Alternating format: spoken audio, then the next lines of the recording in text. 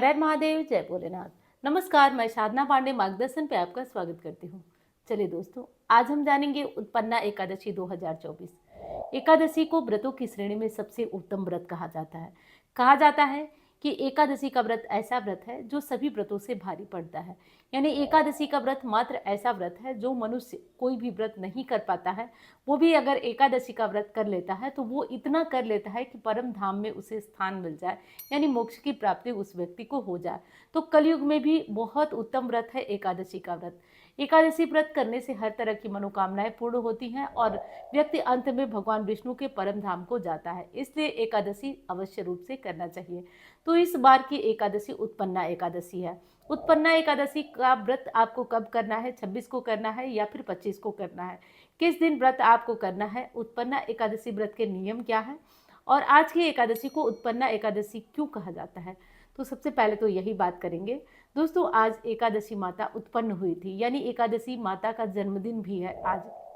इसीलिए इस एकादशी को उत्पन्ना एकादशी कहा जाता है।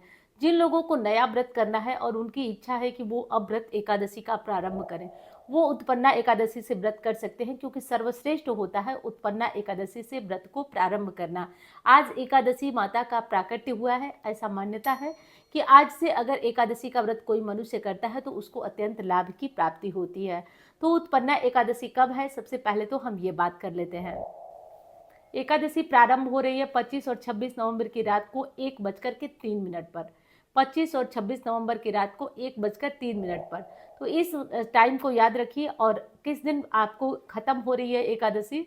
तो खत्म हो रही है 27 नवंबर को। 27 नवंबर को रात को 3:48 पर। तो रात को 3:48 पर एकादशी 27 नवंबर को खत्म हो रही है, यानी कि 26 और 27 वाली रात को।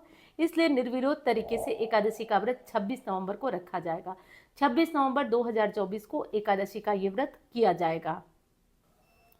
इस एकादशी का व्रत करने से होता क्या है? इस एकादशी का व्रत करने से व्यक्ति को अश्वमेध यज्ञ करने का फायदा होता है।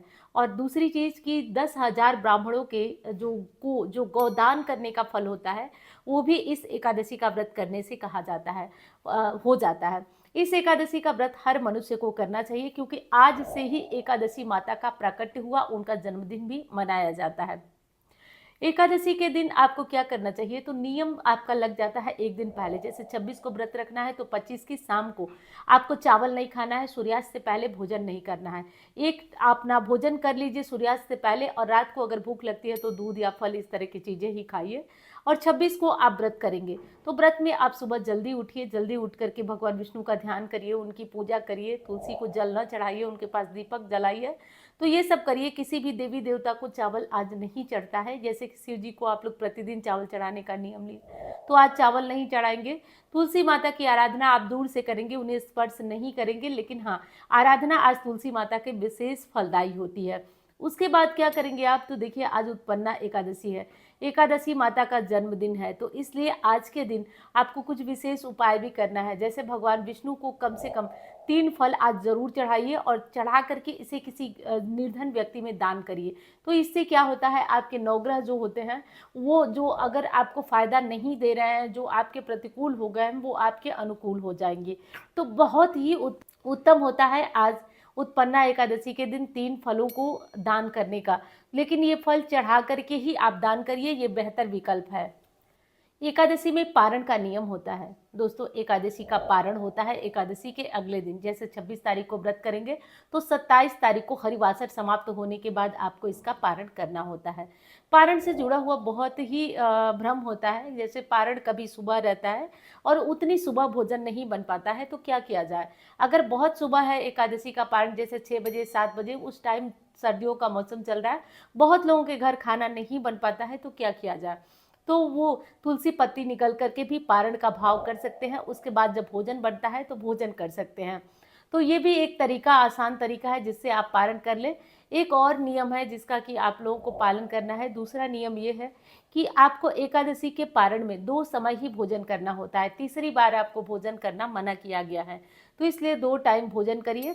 एक समय तो आपको भोजन करना होता है, वो करना होता है सुबह जब आप बैठे तो एक बार में ही जितना भोजन करना है कर लें, और दूसरा रात को। इसके बीच अगर भूख लगती है तो आप ड्राई फ्रूट खा सकते हैं, दूध ले सकते हैं, दही ले सकते हैं, तो फलाहार की जो चीज़ें हैं वो ले सकते हैं।